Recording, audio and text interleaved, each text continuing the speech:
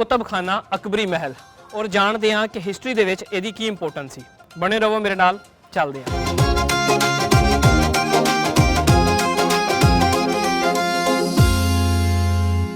ਇਸ ਵਕਤ ਸਾਡੇ ਨਾਲ ਮੌਜੂਦ ਨੇ assistant director historic research Talha Shafiq sahib. ਅਸੀਂ ਉਹਨਾਂ ਤੋਂ ਜਾਣਦੇ ਹਾਂ ਇਸ ਜਗ੍ਹਾ ਦੀ ਤਾਰੀਖੀ ਅਹਿਮੀਅਤ ਦੇ ਬਾਰੇ। ਅੱਛਾ ਵੀਰ ਜੀ, ਸਾਨੂੰ ਸਭ ਤੋਂ ਪਹਿਲੇ ਦੱਸੋ ਕਿ ਇਸ ਜਗ੍ਹਾ ਦਾ ਨਾਮ ਅਕਬਰੀ ਮਹਿਲ ਕਿਉਂ ਰੱਖਿਆ ਗਿਆ, ਔਰ ਇਸ ਤੋਂ ਇਲਾਵਾ ਸਾਨੂੰ ਦੱਸੋ ਕਿ ਤਾਰੀਖ ਦੇ ਵਿੱਚ ਇਸ ਜਗ੍ਹਾ ਦੀ ਕੀ ਇੰਪੋਰਟੈਂਸ ਹੈ। अच्छा, इस जगह का पूरा नाम है अकबरी महल कुतुबखाना एंड आर्काइव्स। तो इसकी वजह है कि अकबर बादशाह ने जो लाहौर में पाया सल्तनत बनाया, जो 15 साल वास्ते लाहौर दारुल हुकूमत रहा, तो उन्हें लाहौर 114 कमरे तामीर करवाए फॉर एडमिनिस्ट्रेटिव परपज़। तो अपना जोड़ा शाही महल सी वो भी ਉਹਦੇ ਵਿੱਚ ही शामिल सी। तो ਉਹਦੀ ਜਿਹੜੀ लोकेशन है वो जिथे असी हुण कुतुबखाना बनाया है, कुतुबखाना बेसिकली है इमारत उसे अकबरी महल अकबरी क्वाड्रेंगल का हिस्सा है। तो ਤਾਂ ਕਰਕੇ ਅਸੀਂ ਇਹਨੂੰ ਅਕਬਰੀ ਮਹਿਲ ਦਾ ਨਾਮ ਦਿੱਤਾ ਤਾਂ ਕਿ ਜਿਹੜੇ ਇੱਥੇ ਲੋਕੀ ਆਣ ਉਹ ਇਹਦੀ ਹਿਸਟਰੀ ਵੀ ਜਾਣ ਸਕੇ, ਉਹਨਾਂ ਨੂੰ ਕੁਝ ਪਤਾ ਲੱਗੇ ਇਸ ਦੀ ਹਿਸਟਰੀ ਦਾ। ਤੇ ਇਹ ਮਹਿਲ ਜਿਹੜਾ ਸੀ ਵੈਸੇ ਤੇ 1597 ਵਿੱਚ ਇਹਨੂੰ ਇਹਦੇ ਮੇਜਰ ਹਿੱਸੇ ਨੂੰ ਅੱਗ ਲੱਗ ਗਈ ਸੀ, ਤੇ ਇਹ ਉਹਦਾ ਜਿਹੜਾ ਬਚ ਜਾਣਾ ਹਿੱਸਾ ਹੈ ਇਹ ਉਹ ਹਿੱਸਾ ਇੱਥੇ ਮੌਜੂਦ ਹੈ। ਅੱਛਾ ਸਰ, ਅਸੀਂ ਜਿਵੇਂ ਇੰਟਰ ਹੋਏ ਹਾਂ ਅਸੀਂ ਦੇਖ ਰਹੇ ਹਾਂ ਕਿ ਦੀਵਾਰਾਂ ਦੇ ਉੱਤੇ ਬਹੁਤ ਸੋਹਣੀ ਪੇਂਟਿੰਗਸ ਤੇ ਹੋਰ ਇਮਾਰਤਾਂ ਦੇ ਕੁਝ ਹਿੱਸੇ ਲਗਾਏ ਗਏ ਨੇ। ਇਹਦੇ ਬਾਰੇ ਤੁਸੀਂ ਦੱਸ ਸਕਦੇ ਹੋ ਕਿ ਐਕਚੁਅਲ ਦੇ ਵਿੱਚ ਕੀ ਨੇ? ਬੇਸਿਕਲੀ ਜਦੋਂ ਅਸੀਂ ਇਹਨੂੰ ਕਿਊਰੇਟ ਕਰ ਰਹੇ ਸਾਂ ਤੇ ਅਸੀਂ ਇਹਨੂੰ ਬਾਮਾਨੀ ਰੱਖਣ ਦੀ ਕੋਸ਼ਿਸ਼ ਕੀਤੀ ਹੈ। ਇੱਥੇ ਜਿਹੜੇ ਵੀ ਆਰਟੀਫੈਕਟਸ ਸਾਨੂੰ ਨਜ਼ਰ ਆ ਰਹੇ ਨੇ, ਜਿਹੜੇ ਪੱਥਰ ਦੇ ਟੁਕੜੇ ਨਜ਼ਰ ਆ ਰਹੇ ਨੇ, ਬੇਸਿਕਲੀ ਸਾਨੂੰ ਐਸੇ ਇਮਾਰਤ ਤੋਂ ਮਿਲੇ ਨੇ ਜਾਂ ਕਿਲੇ ਦੇ ਮੁxtਲਿਫ ਹਿੱਸਿਆਂ ਦੇ ਨੇ। ਤੇ ਅਸੀਂ ਉਹਨਾਂ ਨੂੰ ਇੱਥੇ ਕਿਊਰੇਟ ਕੀਤਾ ਤਾਂ ਕਿ ਲੋਕੀ ਇਹਨਾਂ ਨੂੰ ਟੱਚ ਕਰਨ, ਫੀਲ ਕਰਨ ਤੇ ਉਹਨਾਂ ਨੂੰ ਪਤਾ ਚੱਲ ਸਕੇ ਕਿ ਜਮਾਲਿਆਤੀ ਇਤਬਾਰ ਨਾਲ ਮਾਜ਼ੀ 'ਚ ਕੀ ਮਾਮਲਾਤ ਸਨ। ਤੇ ਫਿਰ ਇੱਥੇ ਜਿਹੜਾ ਤੁਹਾਨੂੰ ਦਾਖਲੀ ਦਰਵਾਜ਼ੇ ਦੇ ਨਾਲ ਹੀ ਮੇਜ਼ ਨਜ਼ਰ ਆਉਂਦਾ ਹੈ, ਇਹ ਬੇਸਿਕਲੀ ਕਿਲੇ ਦੇ ਸ਼ਾਹਬੁਰ ਦਰਵਾਜ਼ੇ ਦਾ ਹਿੱਸਾ ਹੈ। ਤੇ ਅਸੀਂ ਉਹਨੂੰ ਵੀ ਆਰਕਾਈਵਸ ਦਾ ਹਿੱਸਾ ਬਣਾਇਆ ਤਾਂ ਕਿ ਲੋਕੀ ਆਰਕਾਈਵ ਸਿਰਫ ਮੇਰਲੀ ਜਿਹੜੇ ਨੇ ਉਹ ਪੁਰਾਣੇ ਕਾਗਜ਼ਾਂ ਦਾ ਢੇਰ ਨਹੀਂ ਹੁੰਦਾ, ਇਹ ਸਾਰਾ ਕੁਝ ਵੀ ਸਾਡਾ ਆਰਕਾਈਵ ਦਾ ਹਿੱਸਾ ਹੈ। ਤੇ ਇਹ ਵੀ ਤਾਰੀਖ ਦੇ ਰੋਸ਼ਨੀ ਪਾਉਂਦੇ ਨੇ ਇਹ ਸਾਰੀਆਂ ਚੀਜ਼ਾਂ ਰਲ ਕੇ। ਅੱਛਾ ਸਰ, ਅਸੀਂ ਜਦੋਂ ਇੰਟਰ ਹੋਏ ਹਾਂ ਇੱਕ ਦੇਖਿਆ ਕਿ ਹੋਰ ਵੀ ਆਪਾਂ ਲਾਇਬ੍ਰੇਰੀ ਵਿਜ਼ਿਟ ਕੀਤੀ ਹੈ, ਬਟ ਇਹਦੀ ਅਰੇਂਜਮੈਂਟਸ ਬਿਲਕੁਲ ਡਿਫਰੈਂਟ ਹੈ। ਇਹਦੀ ਕੀ ਵਜ੍ਹਾ?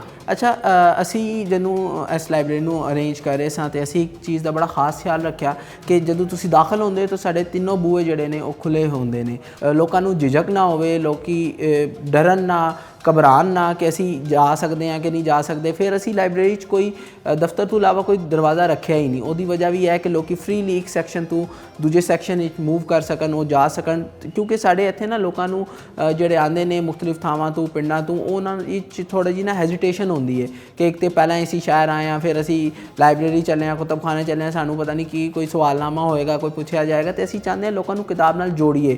ਅੱਛਾ ਸਰ, ਮੈਂ ਦੇਖ ਰਿਹਾ ਸਭ ਤੋਂ ਪਹਿਲੀ ਕਲੈਕਸ਼ਨ ਨਜ਼ਰ ਆਈ ਹੈ ਮੈਨੂੰ ਬੁੱਕਸ ਦੀ। ਤੁਸੀਂ ਇਹਦੇ ਬਾਰੇ ਦੱਸਣਾ ਚਾਹੋਗੇ ਕਿ ਇੱਕ ਕਾਹਦੀ ਕਲੈਕਸ਼ਨ ਹੈ? ਅੱਛਾ, ਇਹ ਜਿਹੜੀ ਸਾਡੀ ਕਲੈਕਸ਼ਨ ਹੈ, ਸਾਡੀ ਸਮਝ ਸਕਦੇ ਹੋ ਤੁਸੀਂ ਪ੍ਰਾਈਮ ਕਲੈਕਸ਼ਨ ਹੈ। ਇਹਦੇ ਵਿੱਚ ਸਾਡੇ ਕੋਲ ਹਿੰਦੁਸਤਾਨ ਦੀ ਜਿਹੜੀ ਅਵਲੀਨ ਮਰਦਮਸ਼ੁਮਾਰੀ ਦੀਆਂ ਰਿਪੋਰਟਾਂ ਨੇ ਉਹ ਸਾਡੇ ਕੋਲ ਪਈਆਂ ਨੇ। ਫਿਰ ਸਾਡੇ ਕੋਲ ਬੰਗਾਲ ਏਸ਼ੀਆਟਿਕ ਸੁਸਾਇਟੀ ਦਾ 1870 ਈਸਵੀ ਤੋਂ ਆਨਵਰਡ ਸਾਡੇ ਕੋਲ ਇੱਥੇ ਰਿਕਾਰਡ ਹੈ। ਤੇ ਜਿਹੜਾ ਸਾਡੇ ਕੋਲ ਇੱਕ ਹੋਰ ਇੰਪੋਰਟੈਂਟ ਰਿਕਾਰਡ ਹੈ ਉਹ archaeological survey of India the record ਹੈ। ਉਹਦੇ ਵਿੱਚ ਤੁਸੀਂ ਇਹ ਕਹਿ ਸਕਦੇ ਹੋ ਕਿ ਦਿੱਲੀ ਦਾ ਜਿਹੜਾ ਲਾਲ ਕਿਲ੍ਹਾ ਹੈ ਉੱਥੇ ਜੇ ਕੋਈ ਵੀ ਇੱਟ ਲੱਗੀ ਹੈ, ਜਾਂ ਲਾਹੌਰ ਦੇ ਸ਼ਾਹੀ ਕਿਲ੍ਹੇ ਕੋਈ ਵੀ ਕੰਮ ਹੋਇਆ, ਜਾਂ ਪੂਰੇ ਹਿੰਦੁਸਤਾਨ ਵਿੱਚ 47 ਤੋਂ ਪਹਿਲਾਂ ਜਿਹੜਾ ਵੀ ਕੋਈ ਮੁਰੰਮਤ ਦਾ ਕੰਮ, ਕੰਜ਼ਰਵੇਸ਼ਨ ਦਾ, ਰੈਸਟੋਰੇਸ਼ਨ ਦਾ, ਜਿਹੜਾ ਅੰਗਰੇਜ਼ ਰਾਜ ਵਿੱਚ, ਨੋਬਾਦਿਆਤੀ ਰਾਜ ਵਿੱਚ ਕੋਈ ਵੀ ਕੰਮ ਹੋਇਆ, ਉਹਦੇ ਇੱਕ ਇੱਕ ਕੰਮ ਦੀ ਸਾਡੇ ਕੋਲ ਫਾਈਲ ਰਿਕਾਰਡ ਇਹਦੇ ਵਿੱਚ ਮੌਜੂਦ ਹੈ। ਸਾਡੇ ਕੋਲ ਉਹਦਾ ਕੰਪਲੀਟ ਯਾਨੀ ਕਿ ਤੁਸੀਂ ਕਹਿ ਸਕਦੇ ਹੋ ਆਰਕੀਓਲੋਜੀਕਲ ਸਰਵੇ ਆਫ ਇੰਡੀਆ ਦਾ ਸਾਡੇ ਕੋਲ ਪੂਰਾ ਰਿਕਾਰਡ ਇੱਥੇ ਅਵੇਲੇਬਲ ਹੈ।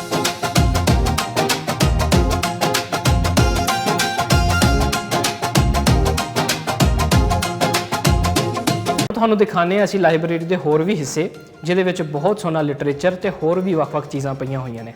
ਚੱਲਦੇ ਹਾਂ ਜੀ। ਤਲਹਾ ਬਾਈ, ਆਪਾਂ ਇੰਟਰ ਹੁੰਦੇ ਸਾਰ ਦੇਖਿਆ ਹੈ ਕਿ ਬਹੁਤ ਸਾਰੀਆਂ ਪਿਕਚਰਸ ਇੱਥੇ ਵੀ ਲੱਗੀਆਂ ਹੋਈਆਂ ਤੇ ਇੱਧਰ ਵੀ ਹੈ। ਇਹਨਾਂ ਪਿਕਚਰਸ ਦੀ ਕੀ ਇੰਪੋਰਟੈਂਸ ਹੈ? ਬੇਸਿਕਲੀ ਜਿਸ ਜਗ੍ਹਾ ਤੇ ਤੁਸੀਂ ਇਸ ਵੇਲੇ ਖਲੋਤੇ ਹੋ, ਇਹ ਤੁਸੀਂ ਕਹਿ ਸਕਦੇ ਹੋ ਕਿ ਪਹਿਲਾਂ ਮਹਿਕਮਾ ਸਾਰੀਆਤ ਦੇ ਕੋਲ ਸੀ ਜਦੋਂ ਇਹ ਜਗ੍ਹਾ, ਤੇ ਉਹਨਾਂ ਨੇ ਇਹਨੂੰ ਸਟੋਰ ਰੂਮ ਬਣਾਇਆ ਸੀ, ਇਹਨੂੰ ਮਲੰਗ ਸਟੋਰ ਕਿਹਾ ਜਾਂਦਾ ਸੀ। ਤੇ ਸਨ 50 ਦੀ ਦਿਹਾਈ ਤੋਂ ਇਹ ਤਕਰੀਬਨ ਆਵਾਮ ਦੇ ਲਈ ਬੰਦ ਸੀ।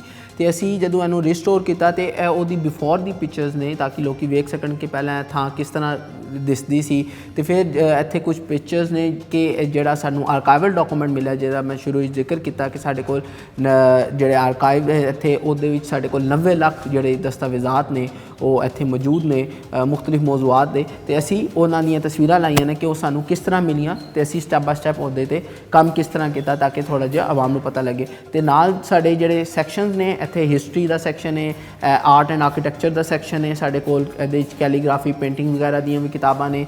ਤੇ ਸਾਡੇ ਕੋਲ ਲਿਟਰੇਚਰ ਦਾ ਸੈਕਸ਼ਨ ਹੈ, ਪਰਸ਼ੀਅਨ ਲਿਟਰੇਚਰ ਦਾ ਤੇ ਅੰਗਰੇਜ਼ੀ ਅਦਬ ਦਾ, ਪੰਜਾਬੀ ਅਦਬ ਦਾ ਅਲੱਗ-ਅਲੱਗ ਸੈਕਸ਼ਨ ਹੈ। ਤੇ ਸਾਡੇ ਕੋਲ ਜਿਹੜੀ ਇੱਥੇ ਨੇ ਤਕਰੀਬਨ 20,000 ਸਾਡੇ ਕੋਲ ਕਿਤਾਬਾਂ ਨੇ। ਉਹਦੇ ਵਿੱਚ ਬੇਸ਼ਤਰ ਕਿਤਾਬਾਂ ਸਾਡੇ ਕੋਲ ਨਾਦਰ ਔਰ ਨਾਯਾਬ ਨੇ, ਜਿਹੜੇ ਮੁਗਲ ਦੌਰ ਦੀ ਕਿਤਾਬਾਂ ਸਨ, ਉਹਨਾਂ ਦੇ ਜਿਹੜੇ ਅਵਲੀਨ ਤਰਾਜਮ ਹੋਏ ਜਦੋਂ ਅੰਗਰੇਜ਼ ਰਾਜ ਵਿੱਚ ਉਹਨਾਂ ਨੇ ਕੰਮ ਕਰਾਇਆ ਤੇ ਉਹ ਵੀ ਸਾਡੇ ਕੋਲ ਅਵੇਲੇਬਲ ਨੇ। ਤੇ ਨੈਨ ਉਹਨਾਂ ਦੇ ਮਲਟੀਪਲ ਡਿਫਰੈਂਟ ਐਡੀਸ਼ਨਸ ਮੁxtਲਿਫ ਜ਼ੁਬਾਨਾਂ 'ਚ ਤਰਜਮੇ ਉਹ ਵੀ ਸਾਡੇ ਕੋਲ ਇੱਥੇ ਮੌਜੂਦ ਨੇ। ਬਹੁਤ ਵਧੀਆ।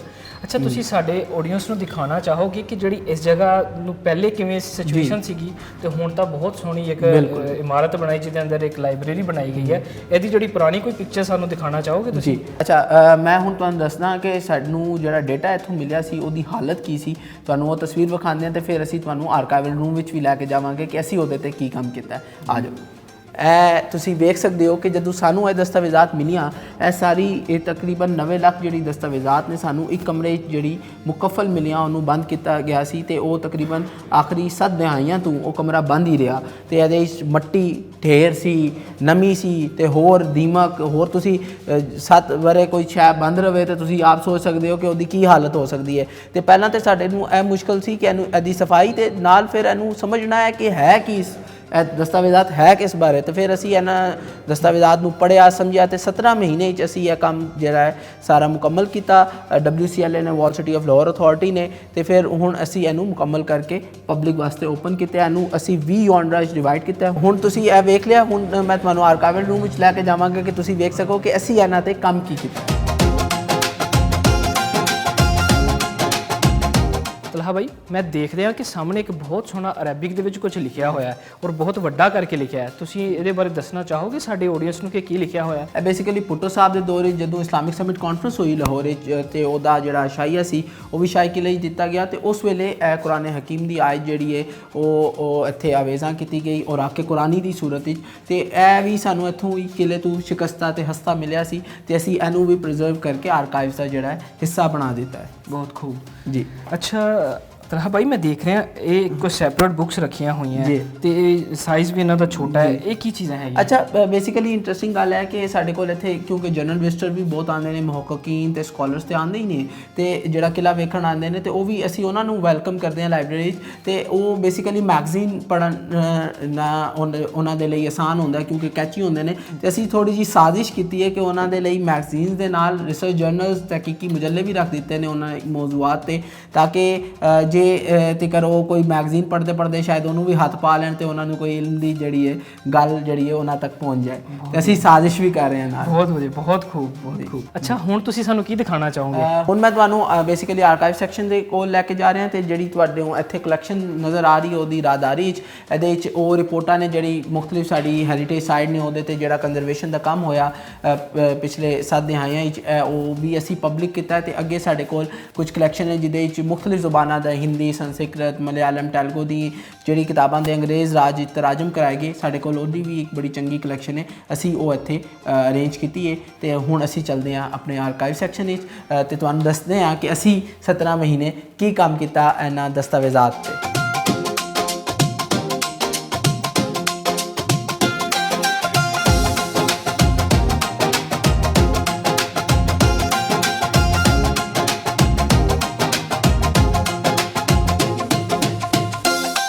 ਸੱਜਣੋ ਤੇ ਮਿੱਤਰੋ, ਤੁਸੀਂ ਦੇਖ ਸਕਦੇ ਹੋ ਅਸੀਂ ਤੁਹਾਨੂੰ ਸ਼ਾਹੀ ਕਿਲੇ ਦੇ ਅੰਦਰ ਉਹ ਚੀਜ਼ਾਂ ਦਿਖਾਉਣ ਦੀ ਕੋਸ਼ਿਸ਼ ਕਰ ਰਹੇ ਹਾਂ ਜਿਨ੍ਹਾਂ ਦੇ ਬਾਰੇ ਅੱਜ ਤੱਕ ਗੱਲ ਨਹੀਂ ਹੋਈ। ਔਰ ਮੈਂ ਖੁਦ ਵੀ ਬਹੁਤ ਹੈਰਾਨ ਹਾਂ ਇਸ ਪੂਰੇ ਆਪਣੇ ਸਫ਼ਰ ਦੇ ਦੌਰਾਨ ਕਿ ਇੰਨੀਆਂ ਸੋਹਣੀਆਂ ਚੀਜ਼ਾਂ ਤੇ ਇੰਨਾ ਡਾਕੂਮੈਂਟ ਸਾਡੇ ਗਵਰਨਮੈਂਟ ਨੇ ਸੰਭਾਲ ਕੇ ਰੱਖਿਆ ਹੋਇਆ। ਔਰ ਤਲਹਾ ਬਾਈ ਸਾਨੂੰ ਬਹੁਤ ਵਧੀਆ ਐਕਸਪਲੇਨ ਕਰ ਰਿਹਾ। ਹੁਣ ਵੀ ਤੁਸੀਂ ਸਾਡੇ ਪਿੱਛੇ ਦੇਖ ਸਕਦੇ ਹੋ ਕਿ ਇੱਕ ਡਾਕੂਮੈਂਟੇਸ਼ਨ ਟਾਈਪ ਕੁਝ ਅਰੇਂਜ ਕੀਤਾ ਗਿਆ। ਉਹਦੇ ਬਾਰੇ ਜਾਣਦੇ ਹਾਂ ਤਲਹਾ ਬਾਈ ਤੋਂ ਕਿ ਇਹ ਕਿਹੜੀਆਂ ਚੀਜ਼ਾਂ ਨੇ। ਜੀ ਇਹ ਜਿਹੜਾ ਤੁਸੀਂ ਪਿੱਛੇ ਆਰਕਾਈਵਲ ਡਾਕੂਮੈਂਟਸ ਦੇਖ ਰਹੇ ਹੋ, ਜਿਹੜੀ ਤੁਸੀਂ ਬਾਅਦ ਵੇਖੀਆਂ ਸਾਨੂੰ ਕਿਸ ਤਰ੍ਹਾਂ ਮਿਲੀਆਂ ਸਨ, ਤੇ ਹੁਣ ਅਸੀਂ ਉਹਨਾਂ ਨੂੰ ਡਿਫਰੈਂਟ ਜੌਨਰਾ ਜਿਹੜਾ ਡਿਵਾਈਡ ਕੀਤਾ ਤੇ ਇਹਦੇ ਲਈ ਅਸੀਂ ਸਪੈਸ਼ਲ ਆਰਕਾਈਵਲ ਬਾਕਸ ਜਿਹੜੇ ਨੇ ਅਰੇਂਜ ਕੀਤੇ ਨੇ, ਜਿਹੜੇ ਤੁਸੀਂ ਕਹਿ ਸਕਦੇ ਹੋ ਕਿ ਜਿਹਦੇ ਤੇ ਕੈਮੀਕਲਸ ਨਹੀਂ ਯੂਜ਼ ਹੁੰਦੇ, ਐਡਹੈਸਿਵ ਫ੍ਰੀ ਹੁੰਦੇ ਨੇ, ਤੇ ਅਸੀਂ ਇਹ ਬਕਾਇਦਾ ਪਾਕਿਸਤਾਨ ਵਿੱਚ ਬਣਵਾਏ ਨੇ, ਕਿਉਂ ਪਾਕਿਸਤਾਨ ਮਿਲਦੇ ਨਹੀਂ। ਤੇ ਹੁਣ ਅਸੀਂ ਇਹਨਾਂ ਡਾਕੂਮੈਂਟਸ ਨੂੰ ਫਿਰ 17 ਮਹੀਨੇ ਵਿੱਚ ਨਾ ਸਿਰਫ ਸਫਾਈ ਕੀਤੀ ਬਲਕਿ ਇਹਨਾਂ ਨੂੰ ਡਿਵਾਈਡ ਕੀਤਾ, ਤੇ ਥੱਲੇ ਤੁਹਾਨੂੰ AFW ਯਾਨੀ ਕਿ ਆਰਕੀਓਲੋਜੀਕਲ ਫੀਲਡ ਵਰਕ ਦਾ ਜੌਨਰਾ ਨਜ਼ਰ ਆ ਰਿਹਾ ਹੈ,